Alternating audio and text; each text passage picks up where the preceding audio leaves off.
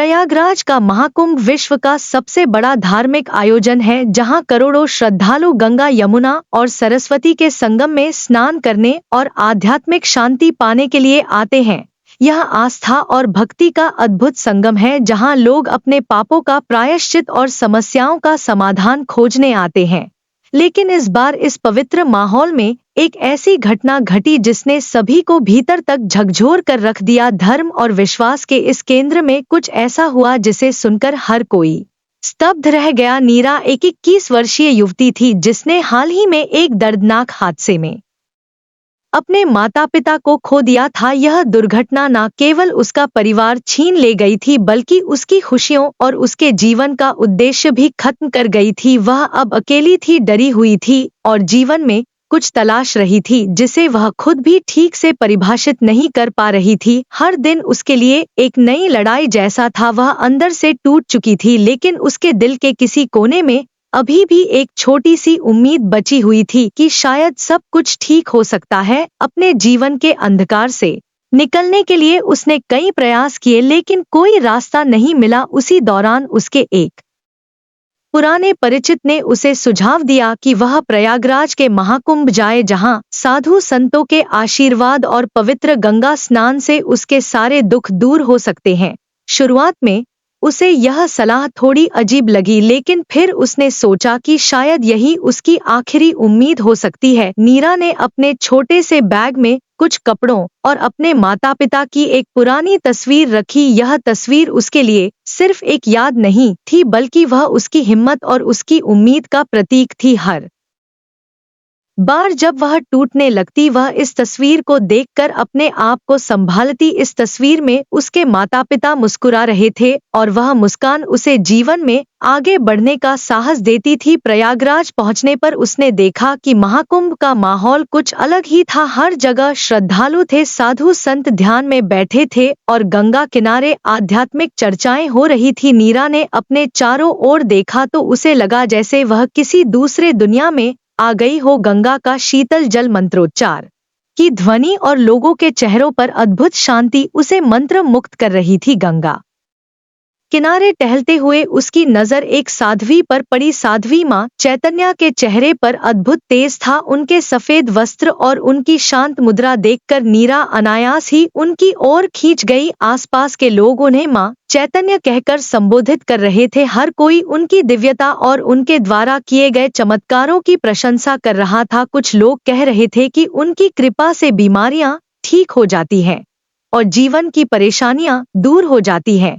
नीरा ने थोड़ी झिझक के साथ साध्वी मां के पास जाने का फैसला किया। उनके पास पहुंचते ही उसने उनकी ओर देखा और तुरंत अपने जीवन की परेशानियां बतानी शुरू कर दी। उसकी आवाज में गहरा दर्द था और आंखों में आंसू थे। उसने बताया कि उसने कैसे अपने माता पिता को खो दिया और अब वह पूरी तरह से अकेली और टूटी हुई महसूस करती है। साध्वी मां ने बड़े प्रेम और सहजता से उसकी बातों को सुना। उन्होंने कहा, बेटी, तुम्हारे जीवन के सारे दुख गंगा मां की कृपा से समाप्त हो सकते हैं, लेकिन इसके लिए तुम्हें मेरे आश्रम में एक विशेष पूजा करनी होगी। वहां तुम्हारे जीवन की सभी परेशानियों का अंत होगा। साध्वी मां की बातों से नीरा को अजीब सा सुकून महसूस हुआ। उन्हें देखकर उसे लगा कि शायद उसे अपनी परेशानियों का हल मिल गया है। नीरा ने साध्वी मां के साथ उनके आश्रम जाने का फैसला किया। आश्रम गंगा किनारे एक सुनसान जगह पर स्थित था। यह बाहर से देखने में बेहद शांत और पवित्र लग रहा था। ऊंची दीवारें और मुख्य द्वार पर लगे रंगीन झंडे इस आश्रम को आध्यात्मिकता से भरपूर दिखा रहे थे। नीरा को ऐसा महसूस हुआ जैसे उसने अपनी मंजिल पाली हो। वह साध्वी मां के साथ आश्रम के भीतर दाखिल हुई। आश्रम के अंदर का माहौल थोड़ा अलग था। वहां हल्की रोशनी थी, दीवारों पर धार्मिक प्रतीकों की पेंटिंग्स लगी थी और पूजा की हल्की आवाजें सुनाई दे रही थी।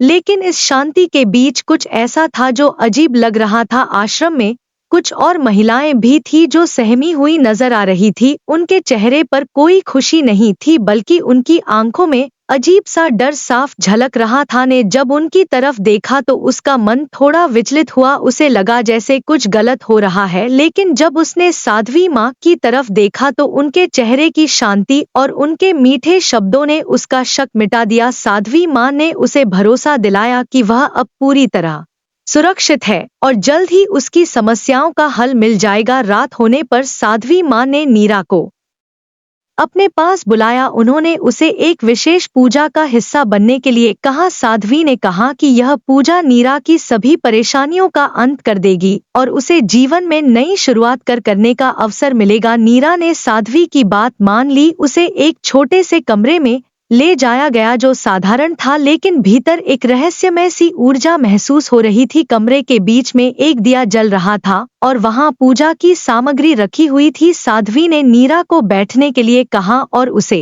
एक विशेष प्रसाद दिया। नीरा ने प्रसाद को बड़े विश्वास के साथ खा लिया, लेकिन कुछ ही देर में उसे अजीब महसूस होने लगा। उसका सिर भारी हो गया और उसकी आंखें धीरे धीरे बंद होने लगी। थोड़ी ही देर में वह बेहोश हो गई। आश्रम का एक नौकर शिवा, जो वर्षों से वहां काम कर रहा था, इस पूरे माहौल से हमेशा असहज महसूस करता था। उसने कई बार साध्वी माँ को संदिग्ध हरकतें करते हुए देखा था, लेकिन वह डर के कारण कुछ कह नहीं पाता था। इस बार जब उसने नीरा को साध्वी के कमरे में जाते देखा और फिर उसे बेहोश होते देखा तो उसे समझ आ गया कि कुछ बहुत गलत हो रहा है। शिवा ने इस बार चुप न रहने का फैसला किया। शिवा ने हिम्मत जुटाई और तुरंत अपने कुछ दोस्तों को बुलाया। वे चुपके से साध्वी माँ के कमरे के पास गए और वहां से छुपकर देखने लगे। उन्होंने देखा कि साध्वी माँ और उनके कुछ साथी बेहोश नीरा के साथ गलत करने की योजना बना रहे थे। शिवा और उसके दोस्तों ने तुरंत कमरे का दरवाजा तोड़ दिया। शिवा ने जोर से चिल्लाकर आसपास के लोगों को बुला लिया। जब भीड़ कमरे में पहुंची तो उन्होंने नीरा को बेहोश पाया। साध्वी माँ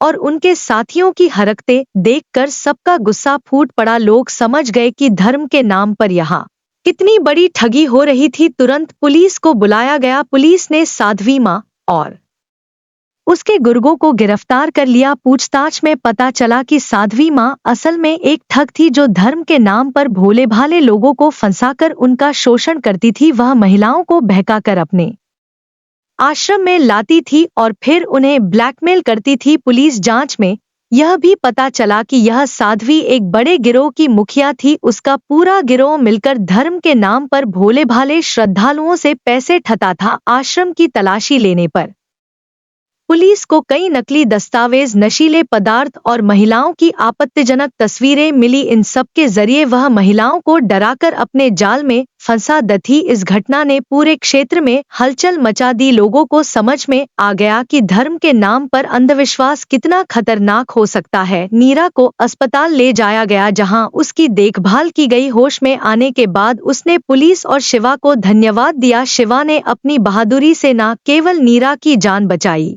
बल्कि साध्वी माँ की सच्चाई को भी सबके सामने लाया। यह घटना उन सभी के लिए एक सबक बन गई जो धर्म के नाम पर आंख मूंद कर किसी पर भी भरोसा कर लेते हैं। धर्म का असली अर्थ अच्छे कर्म करना और दूसरों की मदद करना है, न कि भोले भाले लोगों का शोषण करना। हमें हमेशा सतर्क रहना चाहिए और किसी भी संदिग्ध व्यक्ति पर आसानी से भरोसा नहीं करना चाहिए। तो दोस्तों, आपको यह कहानी कैसी लगी? क्या आपने भी कभी ऐसी घटनाओं के बारे में सुना है? हमें कमेंट करके जरूर बताएं और याद रखें, सतर्क रन सुरक्षित रन। अगर आपको यह वीडियो पसंद आया हो तो इसे लाइक जरूर करें, अपने दोस्तों और परिवार के साथ शेयर करें ताकि वे भी इस घटना से सबक ले सकें। और अगर आप ऐसी ही और दिलचस्प और मजेदार कहानियां देखना चाहते हैं तो हमारे चैनल को सब्सक्राइब जरूर करें और साथ ही बेल आइकन दबाएं ताकि हमारे हर नए वीडियो का नोटिफिकेशन आपको सबसे पहले मिले। धन्यवाद और अगली कहानी में फिर मिलते हैं। वीडियो अच्छी लगी तो चैनल को सब्सक्राइब जरूर करें। धन्यवाद।